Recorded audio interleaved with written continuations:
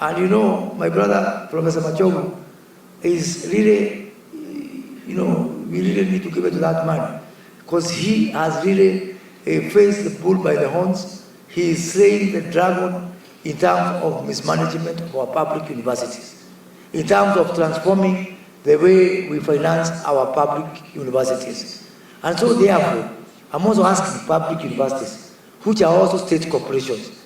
The government is doing its part, the president is doing his part, the minister is doing his part. Now it's up to you. There is no excuse. There is no excuse for not having prudent financial management. Through the new financing scheme for our universities, we are sure that our universities can be afloat. We are sure that our universities can break even. So therefore, I want to call all the members from the councils, from our universities, and all of us really, to really put special emphasis on this issue of financial prudence. And not just because it's a presidential directive. This year, KRA, and I don't know whether the KRA is here, we are going to have 3 trillion. At best, our target is 3 trillion of ordinary revenue. Through e-citizen, we will increase revenue available for us to carry out programs for development by 50%.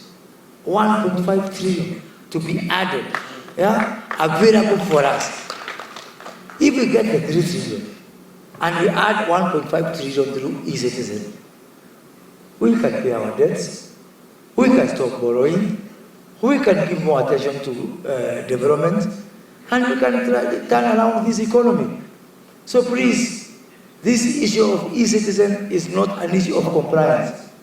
It is an issue of patriotism. If you love this country, please give special attention to this issue of being on e-citizen, to this issue of digital migration, to this issue of digitalization of our services. Today, 5% of you are giving dividends to government, 5%. Yet, Kenya Commercial Bank, for which Kenya government only owns 17%, it is giving more dividends to government than all of you combined. Because people who are there and who are using their brain that time, they privatized Kenya Commercial Bank, which one day was a full-fledged parastatal. Today, Kenya government owns only 35% of Safaricom. Safaricom gives Kenya government more dividends than all of you combined. KICC, before we had the climate summit, it was known more for the mende and the rats that are, running inside that building. When we try to privatize, timunauza. It is our heritage. Is poverty your heritage? Is poverty your destiny? I want someone here to tell me, I am so proud, don't sell poverty. Poverty is inheritance I got from my grandfather. How can you sell my piece of poverty? I want to bequeath it to my children. Tutumia akili jamani jamani. Tafadhali, let us do what is sensible. We must democratize this society.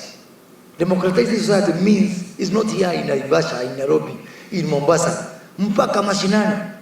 That is why I am very happy with what we are doing with the judiciary, giving access to justice to everyone. Hata yule mtu who is not represented here, he is not represented on Twitter, hayuko kwa TikTok na kwa Instagram, hata hao wako na nafasi. And we must give light and voice to all those people who are not in the table. Because the problem in this country, if you make yourself to the table, you only come with your agenda, and all the other Kenyans are on the menu. Now I'm saying it is a time for all of us. You who is on the table, Kenyans who are not there, everybody will be on the table, not on the menu. ICS is committing to promoting the practice of good governance in our state corporations, just like I've said.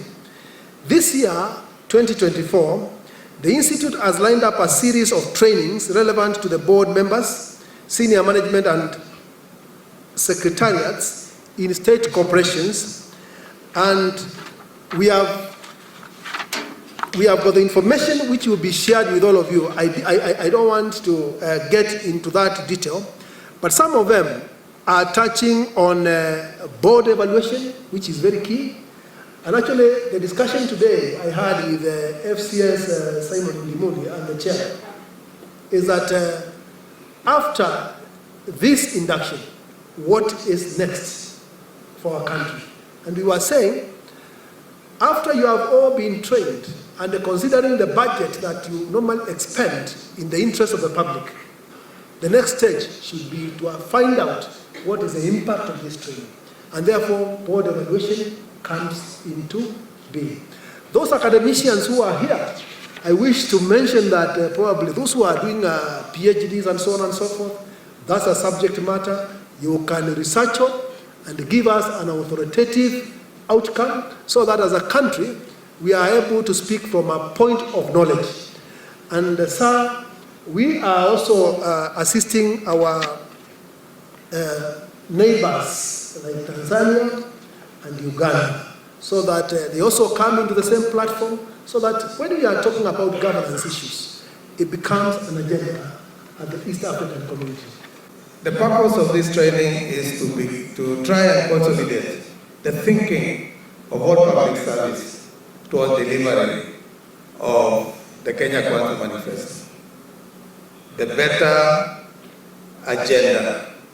And we are sensitizing and taking these board members and CEOs through this Mongozo training to reinforce on corporate governance, reinforce on the integrity of board members, so that they can deliver on the agenda of this government. We have the pleasure, Honorable CS, to have people here drawn from various experiences, various field of expertise. You know, the chairs and the directors and everybody, they are drawn from public service, those who have been in public service, private sector, some of them even businessmen. And it is important that we take them through this training so that they understand how public service is. Identified for that job, and your name is sent to that portal. It will serve as a one-stop shop to fast-track you so that when you go to DCI, you get your experience activity, and then we can continue this conversation.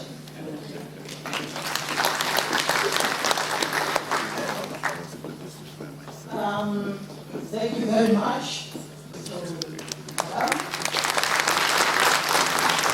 You have done a very, very good job. And I'm sure it's improvement. And it is the same speed we want to continue with, just like we said in the beginning, time is of the essence to us. So, asante sana, and the agenda is big. Moving at digital speed. So please move with the same speed so that we'll be able to allow one or two questions to be asked and we'll be able to respond.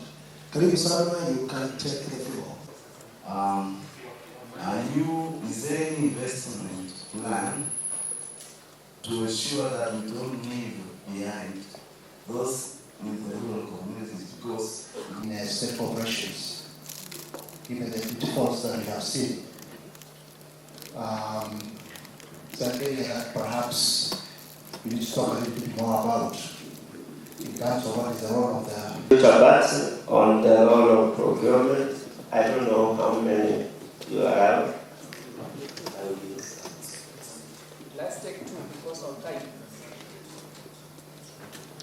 And awarding, you have to have systems which should be clear, but procurement will elaborate on that. On the issue, I was advised that there were two questions. If there is any, I seek your intelligence, we allow. I'm a member of I have two concerns. Please now you can discuss it and then present to the committee, next in the finance committee. Now there is the issue of notices, the issue of the corporation whereby we have government being where the government does not own more than 50 plus 1. That's one of it. The second one was on the government-linked corporations. We are working on it, and kindly. Kenyans are peculiar because in Kenya it is difficult to monitor connectivity because in a household it is possible to find one phone and 6 SIM cards. That to be guided by somebody to access the services, to process them in order to ensure that you are able to participate and be productive, just like the person in the city or the person who's well endowed with these devices.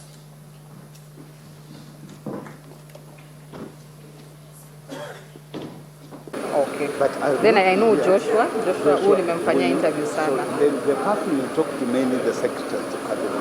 Oh, the lady? The lady, that's okay. Masujao, the secretary of cabinet. Okay. So that is happening.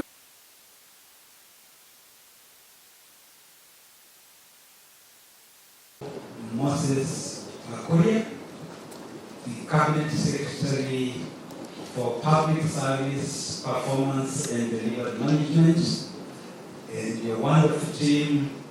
And this is an official government function which has stand up, have our national anthem, the Kenyan one, the one East African.